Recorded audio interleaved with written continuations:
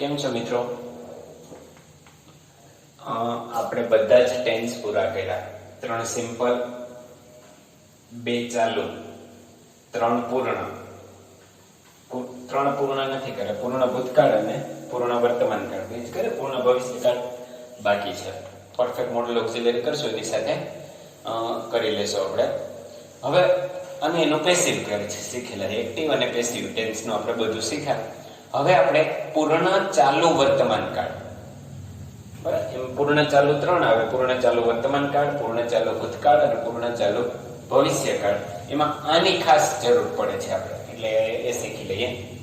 પૂર્ણ ચાલુ કોઈ પણ પૂર્ણ ચાલુ 3 માંથી એક પણ એનું પેસિવ થતું નથી, એટલે પેસિવ શીખવાનો કોઈ પ્રશ્ન આવતો નથી.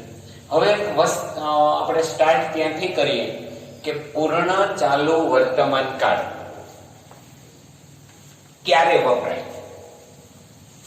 જે પૂર્ણ વર્તમાન કાળ ક્યારે વપરાતો હતો કે કોઈ ક્રિયા પૂરી થઈ ગઈ હોય પણ એની અસર ચાલુ હોય. મેં હમણાં જ જમી લીધું છે, આપણે એમ કહીએ તો પૂર્ણ વર્તમાન કાળમાં.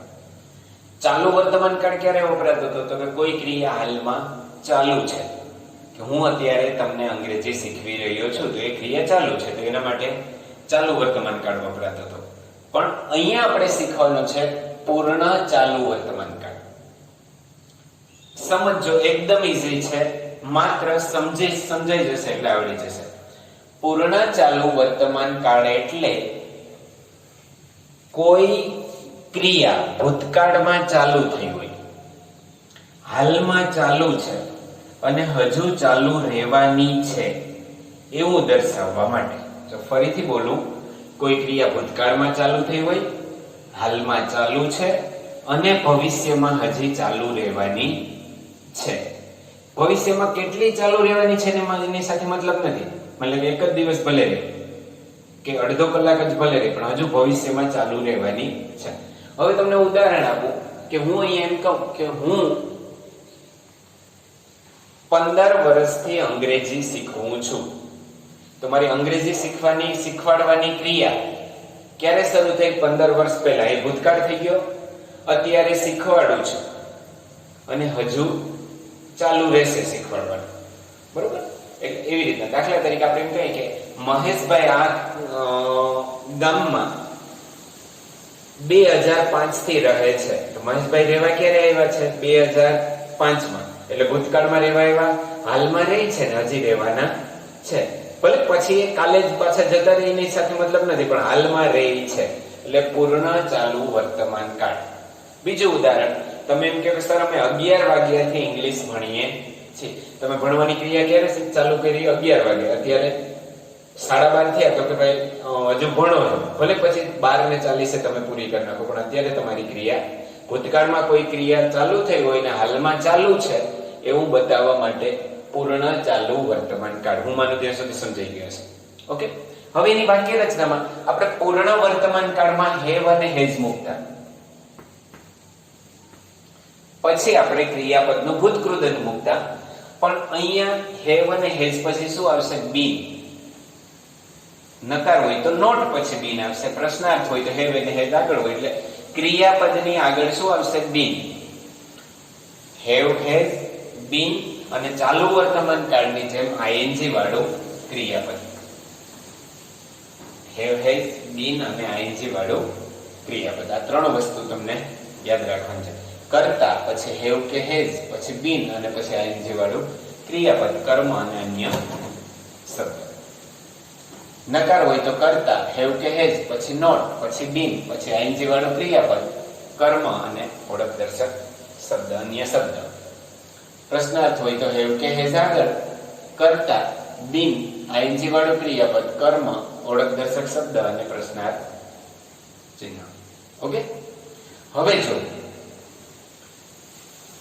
હેવ હેઝ ક્યારે વપરાય? ઓલરેડી તમને ખબર છે, આપણે એક્ટિવ પેસિવમાં આપણે શીખ્યા અને નોર્મલી એક્ટિવના ટેન્સ શીખ્યા ત્યારે પણ એની વાક્ય રચનામાં આપણે શીખ્યા અને પેસિવમાં આપણે શીખ્યા. એક વચન હોય તો હેઝ, બહુવચન હોય તો હેવ. સિવાય કે આઈ એક એક્સેપ્શનલ છે, અપવાદરૂપ છે. આઈ એક વચન છે છતાં એમની સાથે હેવ આવે. બાકી બહુવચનમાં હેવ, એક વચનમાં હેઝ. ઓકે, હા, હવે અહીંયા તમને ખાલી જગ્યા છે. તમને કેમ ખબર પડે કે પૂર્ણ ચાલુ વર્તમાન કાળની જ ખાલી જગ્યા છે? તમને કેવી રીતના ખ્યાલ આવે કે આ પૂર્ણ ચાલુ વર્તમાન કાળની છે? તો કે સિન્સ અને ફોર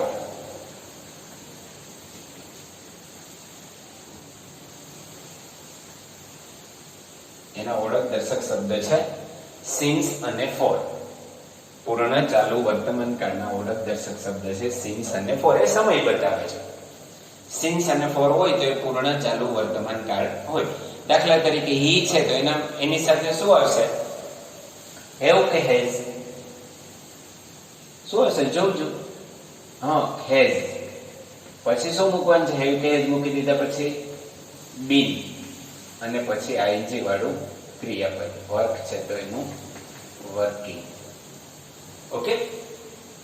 બીજું છે મિસ્ટર રામ હેઝ પછી બીન અને ટીચ છે તો એનું ટીચિંગ. સમજાણું? પ્લેયર્સ બહુવચન છે તો એના માટે શું આવશે? પ્લેયર્સ માટે હેવ. બહુવચન છે એટલે શું આવશે? હેવ બીન પ્લેનું playing on the cricket ground since 4 o'clock. Okay? અહીંયા જો she has been living. She has been living in this house for 10 years. since અને for હોય તો તમારે સમજવાનું કે પૂર્ણ ચાલુ વર્તમાન કાળ છે, એ યાદ રાખવાનું છે. ઓકે. બીજું જો યુ, તો યુ માટે શું આવશે? હેવ પછી બીન. જો અહીંયા હું મુકતો જ ભૂલી ગયો, બ્રેકેટ જ ટુ રાઈટ. તો યુ હેવ બીન રાઇટ નું શું થશે? Writing a novel for 2 months. મીતાબેન એક વચન છે તો હેઝ બીન. હજુ અહીંયા મારે તમને સમજાવવાનું છે.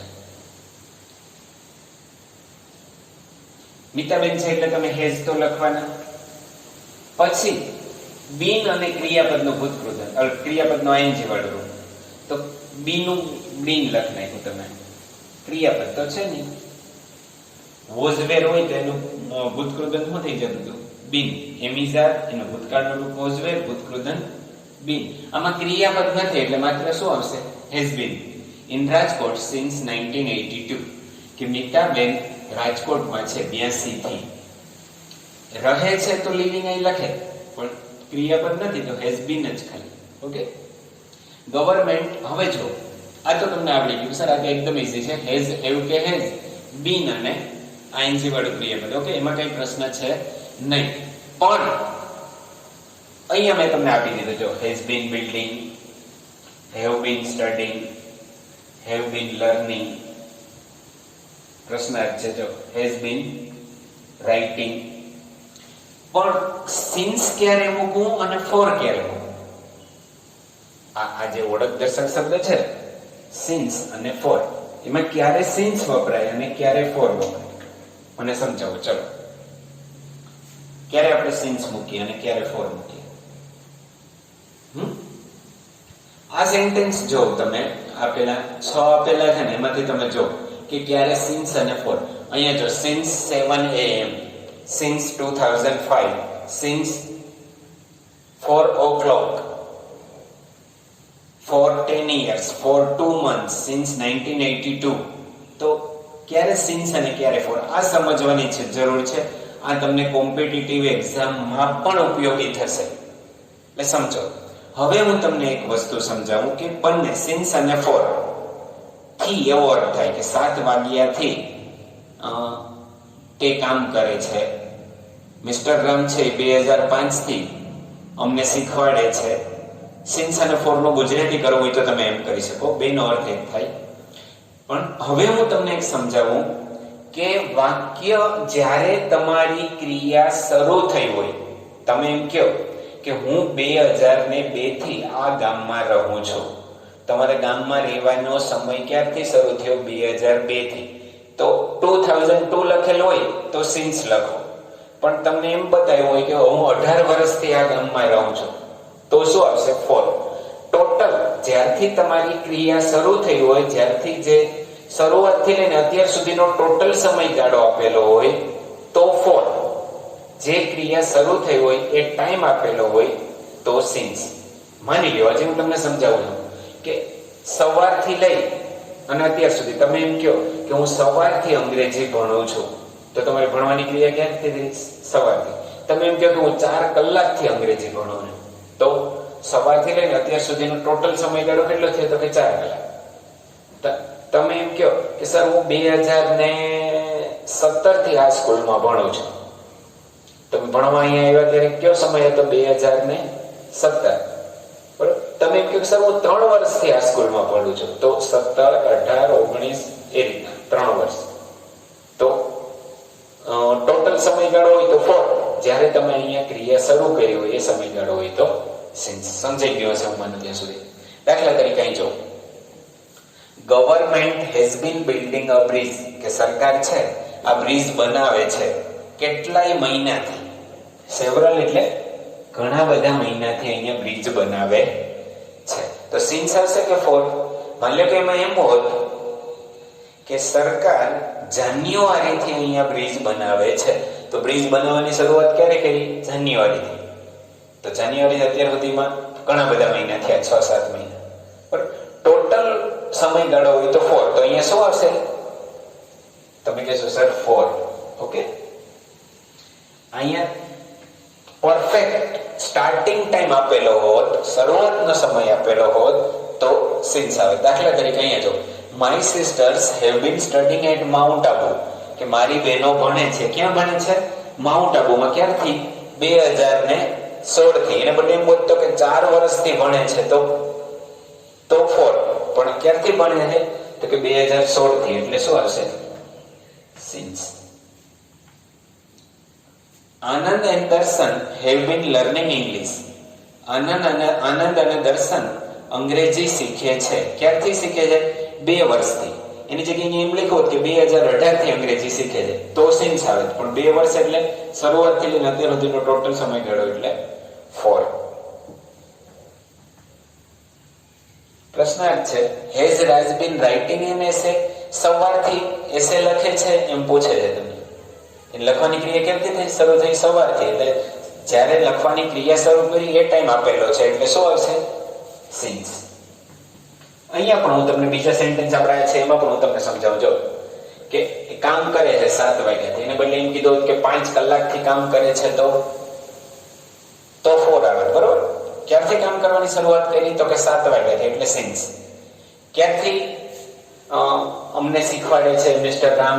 તો કે 2005 થી. એની જગ્યાએ એમ હોત કે 15 વર્ષથી શીખવાડે છે, તો 4 આવે. ઓકે. 4 વાગ્યાથી 4 o'clock. તો અહીંયા આંકડા આમ 4 આપેલું હોય તો જ એવું જરૂરી નથી કે ખેલાડીઓ ક્રિકેટ ગ્રાઉન્ડ ઉપર રમે છે. ક્યારથી રમે છે? 4 વાગ્યાથી રમે છે.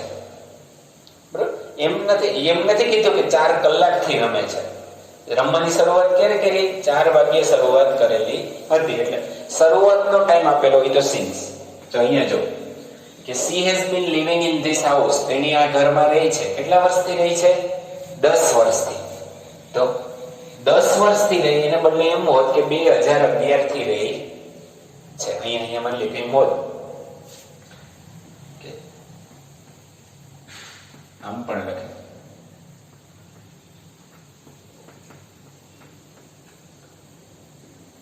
2011, તો તમારે શું ને આવે? સિન્સ. એને જગ્યાએ આંકડો પણ લખેલો કે 2011, તો પણ સિન્સ. પણ 10 વર્ષથી રહી છે. ટોટલ ટાઈમ ક્રિયા શરૂ થઈ ત્યારથી લઈને અત્યાર સુધીનો. જો મહત્વનો એ જ છે, તમારે શીખવાનો એ જ છે એ તમને કેવું આવડે છે. અહીંયા પણ જો 2 મહિનાથી, એને બદલે ત્યાં એમ હોત તો કે જૂન મહિનાથી, તો જૂન જુલાઈ એમ 2 મહિના. તો 2 મહિનાથી તો સિન્સ આવે. જૂન આપેલું હોત તો, અથવા મે આપેલું હોત, એપ્રિલ આપેલું હોત, કોઈ પણ. અને 82 જો ચોક્કસ સમય છે એટલે સિન્સ. ટોટલ સમયગાળો હોય તો 4, સ્ટાર્ટિંગ ટાઈમ હોય તો સિન્સ. ઓકે, બાકી હેવ કે હેઝ બીન અને આઈએનજી વાળું ક્રિયાપદ ઈઝી છે, સમજાઈ ગયું હશે. અને એક્સરસાઇઝ તમને સાંજ સુધીમાં મળી જશે. ઓકે, સમજજો, વ્યવસ્થિત ભણજો અને રિપીટ કરજો. ઓકે, આવજો.